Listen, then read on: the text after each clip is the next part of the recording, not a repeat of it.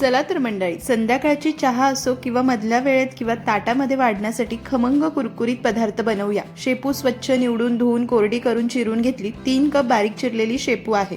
मिक्सरच्या भांड्यामध्ये लसूण, मिरची, कोथिंबीर, जिरे आणि धणे पाणी न घालता भरड करायची. चिरलेल्या शेपूमध्ये तीळ, हळद, धणा पावडर, लाल तिखट आणि चवीनुसार मीठ घालायचं. वाटलेलं वाटण घालून एकजीव करायचं. 10 मिनिटं झाकून बाजूला ठेवायचं.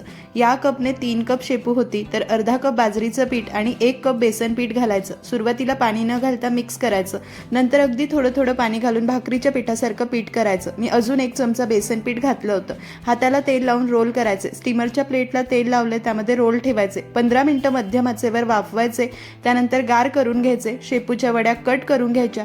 चांगल्या गरम तेलामध्ये कुरकुरीत होईपर्यंत मोठ्या आचेवर तळायच्या किंवा 2 चमचे तेलामध्ये तव्यावर शॅलो फ्राय केला तरीही चालेल. खमंग कुरकुरीत पोकळ शेपूची वडी तयार आहे. नक्की करा. आवडली तर लाईक शेअर करा.